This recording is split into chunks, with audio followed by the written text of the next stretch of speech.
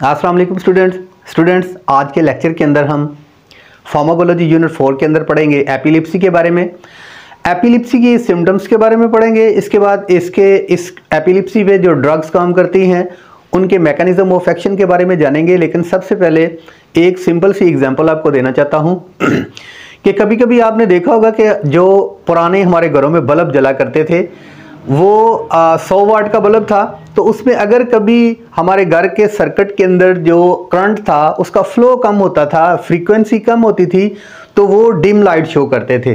थोड़ी तेज़ होती थी वो जो है वो बल्ब जो था वो ज़्यादा रोशन होता था। और अगर किसी तरीके से उसकी फ्रीक्वेंसी जो इलेक्ट्रिक थी वो बहुत ज़्यादा हो जाती थी तो वो टूट जाते थे या वो जल जाता था। यानी अगर उसके अंदर करंट का फ्लो ज़्यादा आ जाता था तो वो ज़्यादा रोशनी देता था या तो वो टूट जाता था, या अगर उसकी फ्रीक्वेंसी इलेक्ट्रिसिटी की कम होती थी तो वो बहुत डिम लाइट देता था। स्टूडेंट्स, एपिलेप्सी से जुड़ा यही जो एग्जाम्पल है इसके बारे में आपको बता दूं कि हमारे ब्रेन के अंदर जो इलेक्ट्रिक सिग्नल है, इलेक्ट्रिक करंट है, यानी इलेक्ट्रिक करंट की सूरत में जो सिग्नल जनरेट हुआ होता है उसने डिस्चार्ज होना है, तो वो एक तो रैपिड होगा और दूसरे नंबर पे उसकी फ्रीक्वेंसी ज़्यादा होगी। यानी हमारे ब्रेन में जो हमारे नर्व्स हैं, नर्व्स के अंदर जो इलेक्ट्रिक सिग्नल जनरेट हुआ है वो एक तो रैपिड और दूसरे नंबर पे वो जो है वो ओवर फ्रीक्वेंसी में डिस्चार्ज होगा, जिसकी वजह से एपिलेप्सी के सिम्टम्स जो हैं वो अपीयर होंगी। अब देखना ये है कि हमारे ब्रेन में अब एपिलेप्सी के बारे में आप जान चुके हैं कि एपिलेप्सी कहते हैं मिर्गी को, और दूसरे लफ्ज़ में इसके सीजर जो हैं वो आप कह सकते हैं कि ये इसके वो मुकाम वो जगह हैं जहां पर ये रैपिड डिस्चार्ज हुआ होता है या नर्व फायरिंग हुई होती है। जो एरिया मुतासर होते हैं उसको कहते हैं हम वो मिर्गी का दौरा है। अब देखेंगे हम सबसे पहले इसके बारे में, सीजर्स के बारे में जानने से पहले और एपिलेप्सी के बारे में जानने से पहले, कि हमारा जो ब्रेन है उसके दो हेमिस्फेयर है। यहाँ पे मैंने रफ सा डायग्राम ड्रा किया है। इसके दो हेमिस्फेयर है मेन, एक राइट और एक लेफ्ट हेमिस्फेयर। अब इसके अलावा हम देखें स्टूडेंट्स तो ब्रेन के पार्ट्स हैं। फॉर एग्जांपल हमने लोब्स हैं, फॉर एग्जांपल हमने फ्रंटल लोब्स के बारे में पढ़ा, पैरेटल लोब्स के बारे में पढ़ा, ऑक्सीपिटल लोब के बारे में पढ़ा, टेम्पोरल लोब्स के बारे में पढ़ा, और हमने एनाटॉमी और फिजियोलॉजी में ये भी पढ़ा था कि फ्रंटल लोब जो है ये हमारी बॉडी के किन हिस्सों को कंट्रोल कर रहा है। उसके बाद पैरेटल लोब है, ये हमारी बॉडी के किन अफ़ाल को कंट्रोल कर रहा है। ऑक्सीपिटल लोब है, इसका ताल्लुक हमारी बॉडी के साथ कैसे जुड़ा है, ये हमारी बॉडी को कैसे कंट्रोल कर रहा है। इसके बाद हमने पढ़ा था टेम्पोरल लोब है, और ये हमारी बॉडी के किन अफ़ाल को कंट्रोल कर रहा है। अब स्टूडेंट्स, जहां पर एपिलेप्सी की बात आती है और सीजर की बात आती है, तो जिस ब्रेन के जिस पार्ट में नर्व की फायरिंग हुई है, ओवर डिस्चार्ज, रैपिड डिस्चार्ज हुआ है, वो जो ब्रेन का पार्ट है वो मुतासर होगा, और उसके अकॉर्डिंगली जिस बॉडी के वो पार्ट को या जो उसका कंट्रोल होगा बॉडी के जिन ऑर्गन्स को, वहां पे उसका इफेक्ट होगा। फॉर एग्जांपल अगर नर्व का जो फायर है वो हुआ है फ्रंटल लोब के अंदर, तो फ्रंटल लोब से मुतल्लिका जितने भी उसके कंट्रोल है फ्रंटल लोब में वो मुतासर होंगे।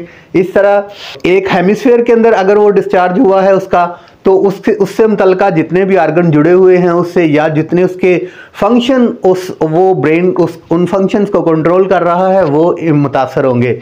ऐसे ही स्टूडेंट्स इसी हिसाब से हमने डिवाइड किया है ये जो एपिलेप्सी के सीजर्स हैं इनको दो टाइप्स में डिवाइड किया है। सबसे पहले है पार्शियल सीजर्स और दूसरे नंबर पे है जनरलाइज सीजर।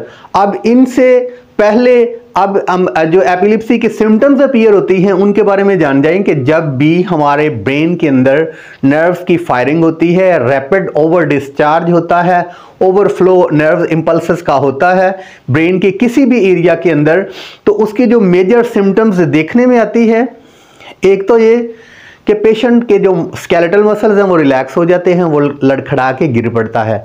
दूसरे नंबर पे अक्सर देखा गया है कि वो अपने दांतों को पीसता है। तीसरे नंबर पे जो सिम्टम्स अपीयर होती हैं वो कभी कभी उसके मुंह से सलाइवा निकलता है, यानी झाग सी निकलती है। इसके अलावा भी कुछ जो है हैलुसिनेशन की कंडीशन काज हो सकती है, कुछ ऐसी आवाज़ें निकाल सकता है। ठीक है, यहाँ पे जो सिम्टम्स लिखी गई हैं या अकॉर्डिंग हमारे सिलेबस के, यहाँ पे है लॉस ऑफ कॉन्शियसनेस, यानी उसको बिल्कुल जो है वो होश नहीं होता, यानी उसको पता नहीं होता, खबर नहीं होता कि मेरे सराउंडिंग में क्या हो रहा है। उसके बाद एबनॉर्मल मूवमेंट, यानी जब ये सीजर होता है या जब कभी नर्व ओवर डिस्चार्ज ब्रेन के किसी पार्ट में होता है तो वो उसकी जो मूवमेंट है वो लड़खड़ा जाता है, अब नॉर्मल हो जाती है या गिर पड़ता है। इसके अलावा ऑड बिहेवियर, कभी कभी मतलब वो इस तरह का बिहेवियर शो करेगा कि उसे पता ही नहीं कि वो क्या कर रहा है। हैलोसिनेशन की कंडीशन जो है वो भी काज हो सकती है इसके अंदर। ये तमाम मिली जुली सिम्टम्स जो हैं ये हैं एपिलिप्सी की। अब देखना है कि ब्रेन के किस एरिया के अंदर जो है वो इम्पल्सेस जो हैं वो डिस्चार्ज हुई हैं, उसके अकॉर्डिंगली हमने इसको डिवाइड, इसकी क्लासिफिकेशन की है कि इसकी क्लासिफिकेशन के अंदर दो का क्लासिफिकेशन है। एक तो है पार्शियल सीजर्स, अब सीजर्स की क्लासिफिकेशन है पार्शियल सीजर, और दूसरे नंबर पे है जनरलाइज सीजर। पार्शियल सीजर के अंदर क्या होगा कि अगर ब्रेन के किसी एक पार्ट को इंपल्सेस ने या ओवर डिस्चार्ज ने इफेक्ट किया है तो ये सिंपल सीजर कहलाएगा। अगर वो एक पार्ट से फॉर एग्जांपल फ्रंटल लोब पे उसका नर्व का डिस्चार्ज हुआ है, उसके बाद पैटल लोब पे, ऑक्सीपिटल लोब पे है, उसके बाद ये टेम्पोरल लोब पे है, तो ये सिंपल सीजर्स कहलाएगा। अगर ये एक हेमिस्फेयर से दूसरे हेमिस्फेयर की तरफ इसका डिस्चार्ज गया तो उसके बाद ये कॉम्प्लेक्स सीजर कहलाएगा। अब इसकी दूसरी कैटेगरी आती है जनरलाइज सीजर। इन सिम्टम्स में क्या होगा, दोनों हेमिस्फेयर्स के अंदर जो है ये नर्व इंपल्सेस जो हैं वो डिस्चार्ज होंगी। दोनों हेमिस्फेयर, राइट हेमिस्फेयर या तो पूरे ब्रेन के अंदर जो है ये नर्व डिस्चार्ज होंगी, जिसकी वजह से जो सिम्टम्स हैं वो यहाँ पे लिखी हुई हैं। इनके नाम ही हमारे सिलेबस में लिमिटेड हैं और या इसके नाम ही हम याद करेंगे। ठीक है, उसके बाद स्टूडेंट्स देखना है कि अब नर्व्स की फायरिंग को किस तरह से रोकना है, नर्व के डिस्चार्ज को किस तरह से रोकना है। अब दो तरीके हैं हमारे पास। अगर इसका उन ड्रग्स के बारे में हम जानेंगे सबसे पहले कि इनका मैकेनिज्म ऑफ एक्शन। अब ये जो नर्व्स की ओवर डिस्चार्ज है इसको रोकना है, नर्व्स की ओवर फायरिंग को रोकना है ताकि एपिलिप्सी को कंट्रोल किया जा सके। अब वो ड्रग्स इस्तेमाल करेंगे और देखेंगे कि उनका मैकेनिज्म ऑफ एक्शन क्या है। अब स्टूडेंट्स इन ड्रग्स का मैकेनिज्म ऑफ एक्शन जो है वो सिंपल एक बात जो है वो माइंड में बिठा लें कि मैंने यहाँ पे रफ सा डायग्राम बनाया हुआ है। इसको बताने से पहले, समझाने से पहले आपको बता दूं कि अब हमारे पास दो तरीके हैं ये नर्व इम्पल्सेस के डिस्चार्ज को रोकने के। एक ये है कि एक्साइटेटरी न्यूरोट्रांसमीटर जो हैं उनकी परमिएबिलिटी को अलाउड ना करें कि वो अपने रिसेप्टर पर बाइंड हो और अपना एक्शन शो करे। एक दूसरा तरीका हमारे पास ये है कि जो इनहिबिटरी नेचर के न्यूरोट्रांसमीटर हैं उनको अपने रिस्पेक्टिव रिसेप्टर के साथ बाइंडिंग को जो है वो फैसिलिटेट किया जाए। नेचुरली जो इनहिबिटरी नेचर के न्यूरोट्रांसमीटर हैं उनकी बाइंडिंग साइड पे उनको फैसिलिटेट किया जाए ताकि नर्व जो इम्पल्सेस हैं उनकी कंडक्शन ही ना हो। तो अब दो तरीके हैं, इनको फॉलो करते हुए हमने जो है एपिलिप्सी को ट्रीट करना है और देखना है कि कौन सी ड्रग किस तरीका को फॉलो कर रही है और नर्व कंडक्शन को होने ही नहीं दे रही। अगर नर्व कंडक्शन नहीं होगी, नर्व डीप जो है अपने आप को जो नर्व की कंडक्शन है वो स्टार्ट ही नहीं करेगा तो डिस्चार्ज भी नहीं करेगा। तो इस तरह देखते हैं कि कौन सी ड्रग्स जो हैं वो किस तरीके को फॉलो करते हुए जो है वो नर्व कंडक्शन को रोक रही है। सबसे पहला तरीका जो है हमारे पास स्टूडेंट्स, सबसे पहले देखते हैं यहाँ पे मैंने कीवर्ड्स जो लिखे हुए हैं ये है एक्साइटेटरी न्यूरोट्रांसमीटर जो है नेचुरल एक्साइटेटरी न्यूरोट्रांसमीटर हैं उनको हमने क्या करना है, इनहिबिट करना है, रोकना है ताकि वो अपनी बाइंडिंग साइट्स पे बाइंड ना हो और नर्व कंडक्शन ना हो। दूसरे नंबर पे इनहिबिटरी नेचर के जितने भी न्यूरोट्रांसमीटर है, फॉर एग्जांपल गाबा है, तो इसको हमने क्या करना है, फैसिलिटेट करना है ताकि ये अपनी बाइंडिंग साइट पे बाइंड हो और ये नर्व कंडक्शन इसकी वजह से भी नहीं होगी। अब हमने देखना है कि वो कौन सी प्रोटोटाइप ड्रग्स हैं जो कि एपिलेप्टी के पेशेंट्स के अंदर या एपिलेप्सी डिजीज के अंदर जो है वो इस्तेमाल होती हैं। तो यहाँ पे 3 ड्रग्स हैं, एक तो बेंजोडाज़ेपिन है, दूसरे नंबर पे गाबा एनालॉग है जिसको हम गाबापेंटीन भी कहते हैं, तीसरे नंबर पे फिनेटोइन है। अब हमने सबसे पहले बेंजोडाज़ेपिन के बारे में देखना है कि वो किस तरह से अपने टारगेट को अचीव करती है। उसके बाद हमने गाबा एनालॉग जिसको हम गाबापेंटीन का नाम देते हैं, ये किस तरह अपने टारगेट को अचीव करती है। उसके बाद हमने देखना है फेनिटोइन के बारे में कि फेनिटोइन किस तरह से अब जो है ये हमें ये नर्व कंडक्शन को के डिस्चार्ज को रोकता है। उसके बाद हम देखेंगे एडवर्स इफेक्ट के बारे में या हम देखेंगे फेनिटोइन के थेरेपेटिक यूजेस के बारे में। तो सबसे पहले जानिए बेंजोडाज़ेपिन के बारे में कि बेंजोडाज़ेपिन का जो मैकेनिज्म ऑफ एक्शन है वो क्या है। हमने इसे प्रीवियस लेक्चर में भी पढ़ लिया था कि बेंजोडाज़ेपिन का जो टारगेट है उसका जो अपना रिसेप्टर है वो गाबा पे प्रेजेंट है। अगर गाबा पे इसका जो रिसेप्टर प्रेजेंट है, अगर ये बेंजोडाज़ेपिन गाबा रिसेप्टर पे जाके बाइंड होती है, बेंजोडाज़ेपिन के रिसेप्टर पे जाके बाइंड होती है, तो ये क्या करेगी कि ये क्लोराइड की परमेबिलिटी को अलाउड करेगी। अब हमने एक इससे पहले या आपने आप जान चुके होंगे कि एक प्रोसेस है डीपोलराइजेशन का और दूसरा प्रोसेस है पोलराइजेशन का। ये एक बात ज़हन में बिठा लें स्टूडेंट्स, न्यू स्टूडेंट्स जिन्होंने अभी इसके मुतल्लिक नहीं पढ़ा, एक लेक्चर इसके मुतल्लिक होगा। डीपोलराइजेशन का प्रोसेस ऐसा प्रोसेस होता है जिसमें नर्व जो पॉजिटिव आयन है वो extracellular to intracellular move करते हैं और नर्व्स के अंदर आना स्टार्ट होते हैं, जिसकी वजह से नर्व जो है वो कंडक्शन के लिए रेडी हो जाता है। इस प्रोसेस को कहते हैं डीपोलराइजेशन। अब पोलराइजेशन जो प्रोसेस है उसके अंदर नेगेटिव चार्ज वाले जो आयंस हैं वो extracellular to intracellular आना स्टार्ट होते हैं और वो जब धीरे धीरे से अगर इंट्रासेलुलर उनकी जो कॉन्सेंट्रेशन है वो ज़्यादा हो जाती है तो ज़्यादा देर तक जो है वो पोलराइजेशन का प्रोसेस होने की वजह से नर्व कंडक्शन जो है वो रेडी, नर्व जो है वो इम्पल्सेस के लिए या जो नर्व्स की कंडक्शन है वो नहीं होती, और ये जो नर्व्स की अगर कंडक्शन नहीं होती तो नर्व का डिस्चार्ज नहीं होगा। यानी ये पोलराइजेशन का प्रोसेस स्टार्ट हो जाता है जिसके अंदर नर्व जो है वो ज़्यादा देर तक जो है वो अब नर्व की कंडक्शन जो है वो नहीं करता। अब बेंजोडाज़ेपिन जो है अपने गाबा रिसेप्टर पे जब बाइंड होगी उसकी वजह से वो क्या करेगी कि वो नेगेटिव चैनल्स को, आयन चैनल्स को अलाउड करेगा कि वो सेल्स के एक्स्ट्रा सेलुलर से इंट्रासेलुलर एरिया की तरफ आए। जब नेगेटिव आयन जिसमें क्लोराइड शामिल है वो एक्स्ट्रा सेलुलर से इंट्रासेलुलर की तरफ मूव करेंगे और यहाँ पे इसकी जो कॉन्सेंट्रेशन है इंट्रासेलुलर क्लोराइड आयन की वो ज़्यादा हो जाएगी, जिसकी वजह से वो सेल जो है, नर्व सेल जो है वो पोलराइजेशन की तरफ जाएगा। पोलराइजेशन की तरफ जाएगा तो उसके अंदर जो है वो नर्व कंडक्शन नहीं होगी जब तक वो डीपोलराइजेशन की तरफ नहीं जाएगा। ये रीपोलराइजेशन होगा, यानी ये नेगेटिव आयंस का बाहर निकलना, उसके बाद फिर दोबारा से पॉजिटिव आयन का आना, फिर नर्व कंडक्शन जो है, नर्व इम्पल्सेस के लिए नर्व कंडक्शन होगी, यानी फिर रेडी होगा नर्व की कंडक्शन के लिए और फिर उसका डिस्चार्ज होगा। एक तो तरीका ये बेंजोडाज़ेपिन जो है ये इसको ज़्यादा देर तक ये डोर्मेंट कंडीशन में रखती है। उसके बाद स्टूडेंट देखें गाबा एनालॉग।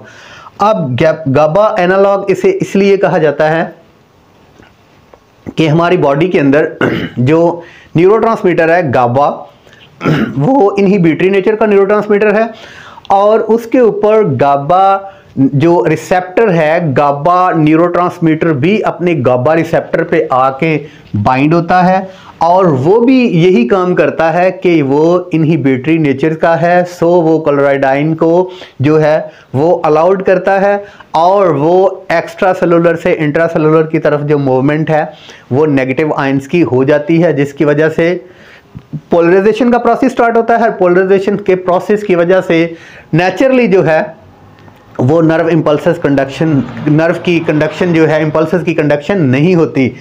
यहाँ पे मुख्तलिफ बुक्स में मुख्तलिफ लिखा हुआ है कि गाबा जो है ये खुसूसन जो गाबापेंटीन है ये गाबा का एनालॉग है, ना तो ये बॉडी के अंदर जाके गाबा में कन्वर्ट होता है, ना ये गाबा के रिसेप्टर पे जाके बाइंड होता है, और ना ही ये किसी तरीके से जो है वो गाबा को फैसिलिटेट करता है। लेकिन ये स्टडीज़ जो है वो शो करती है कि ये गाबा पेंटीन जो है ये मुख्तलिफ सीजर्स को जो है वो दुरुस्त करने के लिए, या ये कहीं ना कहीं जाके नर्व्स की जो फायरिंग है या नर्व्स की जो ओवर डिस्चार्ज है उसको जाके रोकता है। कुछ बुक्स के अंदर तो ये कैल्शियम चैनल को ब्लॉक करता है। कैल्शियम चैनल के बारे में बता दूं कि कैल्शियम चैनल जो है, मैंने बताया था कि एक्साइटेटरी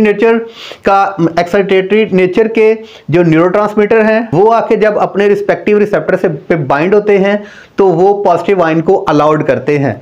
अब कैल्शियम चैनल जो है या कैल्शियम जो है वो एक पॉजिटिव आयन है, उसकी एक्स्ट्रा सेलुलर से इंट्रासेलुलर एरियाज के अंदर आना, जब इंट्रासेलुलर एरियाज के अंदर कैल्शियम आयंस जो है वो ज़्यादा हो जाएगा तो ये डीपोलराइजेशन का प्रोसेस स्टार्ट हो जाएगा। और डीपोलराइजेशन का प्रोसेस जब स्टार्ट होगा तो नर्व अपने आप को रेडी करेगा इंपल्स की कंडक्शन के लिए। और इसको अगर गाबा रिसेप्टर जो गाबा पेंटीन जो है इसी चैनल को ब्लॉक करता है और इसी चैनल को रोकता है कि यहाँ पे नर्व जो कैल्शियम आयंस है उसकी एंट्री ही ना हो, तो जो नर्व की कंडक्शन है, नर्व है वो डीपोलराइजेशन कंडीशन में नहीं जाएगा और नर्व की कंडक्शन नहीं होगी। उसके बाद स्टूडेंट्स देखते हैं हमारे पास फेनिटोइन है। सबसे इंपॉर्टेंट ड्रग जो है फेनिटोइन है ये एपिलेप्सी के अंदर, और इसका मैकेनिज्म ऑफ एक्शन जो है मैंने आपको बताया था कि दो तरीकों से अपने टारगेट को अचीव करती है। एक ये कि ये एक्साइटेटरी जितने भी नेचर के न्यूरोट्रांसमीटर हैं उनको इनहिबिट करती है, उनके रिस्पेक्टिव रिसेप्टर पे बाइंड होने को। एक दूसरे नंबर पे ये जितने भी सोडियम चैनल और कैल्शियम चैनल्स के वोल्टेज गेटेड आयन चैनल है इनको ब्लॉक करती है। फेनोटाइन यानी हमने इससे प्रीवियस लेक्चर्स में भी पढ़ा था कि हमारे पास जो है वोल्टेज गेटेड आयन चैनल्स भी हैं। वोल्टेज गेटेड आयन चैनल्स जो है वो क्या करते हैं, फैसिलिटेट कर रहे होते हैं नेगेटिव आयंस को, पॉजिटिव आयंस को अलाउड कर रहे होते हैं, या तो नेगेटिव आयंस को अलाउड कर रहे होते हैं।